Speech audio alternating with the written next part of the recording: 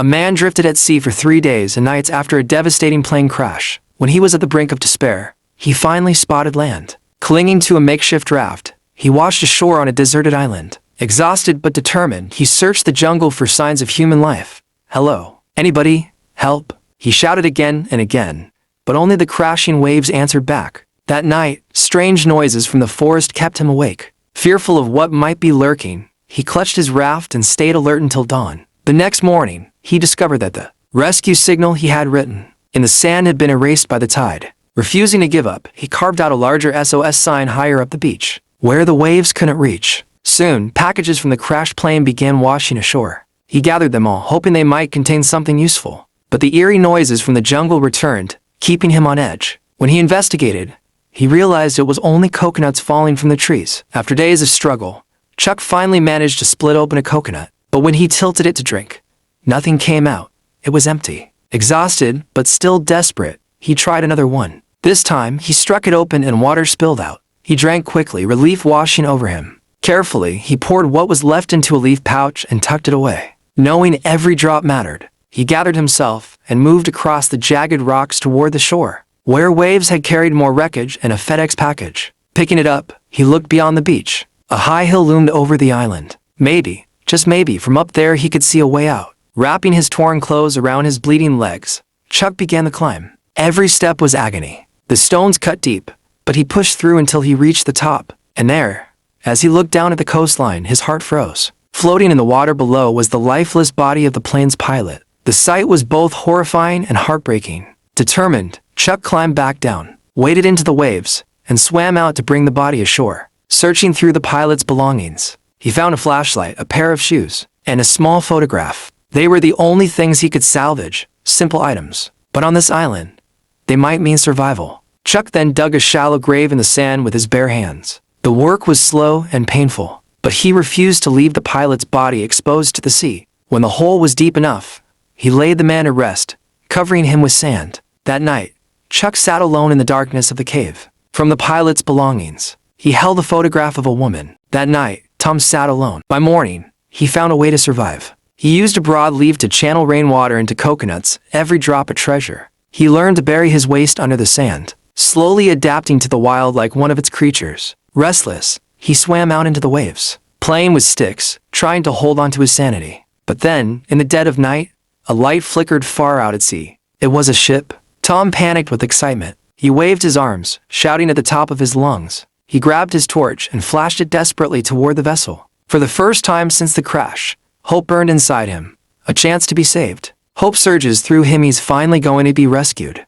His heart races as he prepares to signal, but as dawn breaks, the reality hits. The ship sails away, leaving him stranded once more. Determined, Chuck dives into the ocean, fighting the waves with every ounce of strength. Chuck fights the ocean waves, but a powerful swell throws him violently against the rocks, breaking his leg. Pain shoots through him, but he drags himself back to the shore. That night, limping and exhausted, he discovers a small hole in the rocks. Shining his torch inside, he peers carefully and sees something enough to make it a temporary shelter. He curls up inside, torch in hand, finding a fragile sense of safety in the darkness. The next morning, Chuck examines his broken leg, wincing at the swelling and bruises. His survival instincts kick in as he surveys the boxes he had gathered from the plane wreckage. Opening one, he finds a single white shoe, a small reminder of life beyond the island. Another box contains women's clothing, a stark reminder of the life he once had. The third reveals documents and papers, including a survey with a leaf symbol,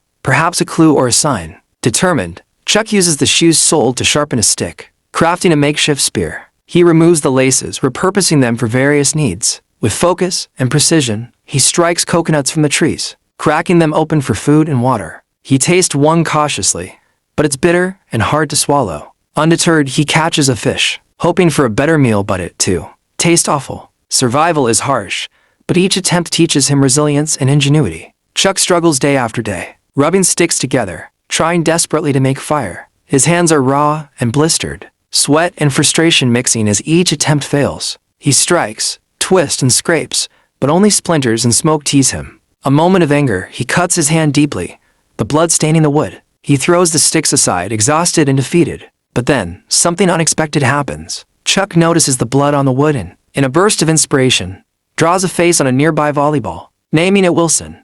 This act of creation brings a sense of connection and purpose. With renewed determination, Chuck returns to his fire-making efforts. This time, as he rubs the sticks together, a small puff of smoke appears. He blows gently, coaxing the ember to life. Finally, after days of struggle, a flame flickers to life. Overwhelmed with emotion, Chuck exclaims, "I have made fire." This moment marks a turning point in his journey, symbolizing hope and the will to survive. He cooked crabs and fish, realizing fire meant survival. But survival wasn't easy. A tooth infection drove him to extreme measures. He knocked it out with the blade of an ice skate. The pain was unbearable, but it saved his life. Days turned into years. For long years, his body grew thin, his hair long and wild. The once clean-shaven FedEx executive is now lean, rugged, and hardened by survival. His hair and beard are long, his body scarred, but his spirit unbroken. Life on the island has become a routine, hunting fish with spears, drinking from coconuts, and talking to his only companion, Wilson the volleyball. But Chuck knows he cannot stay forever. Using scraps from the wreckage and the remains of trees, for long years pass.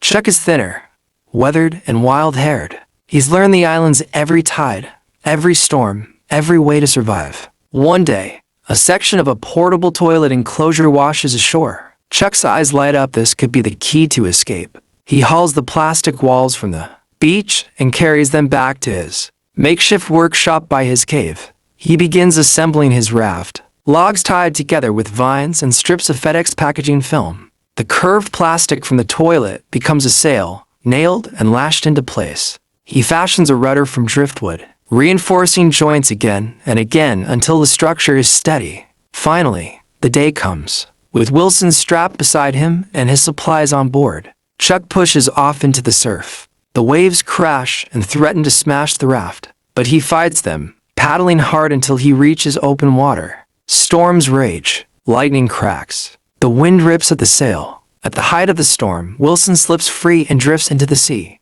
Chuck reaches for him. Day turns to night. The stars glare overhead. Silence except for the crash of waves against wood. A gray whale surfaces beside him, its enormous back breaking through the water, its tail rising and falling. Chuck watches, breath held. The whale's dark eye opens, looking directly at him. As though some ancient force surveying a lone man's fate, it disappears into the depths, leaving Chuck in awe and fear. Storm clouds churn on the horizon. Thunder rolls. Lightning splits the sky in jagged bolts. The wind howls waves as high as trees crash over the raft. The makeshift sail rips. Tsunamis of salt water wash him from one side to another. Chuck clings to the raft, drenched and desperate. Darkness envelopes him. Lightning flickers shadows that dance across his face. He fights to keep rowing, to stay afloat. At some point, Wilson is ripped from its tether, falling into the ocean. Chuck lunges, but the sea is too wide, the rope too short. He watches the volleyball drift away. His heart breaks in silence. In the morning's pale light, he lies on a broken raft, waterlogged and nearly defeated. A gust of wind, a spurt of spray on his backsound wakes him. A whale appears again, breaking the surface, reminding him he is still alive. Then, as if fate answers his years of endurance, a freighter appears on the horizon, massive, metallic, indifferent at first. Chuck waves fiercely, screaming, "Hey, over here!" The ship's lights shine. He fights exhaustion to wave again. The crew spots him. Rescue.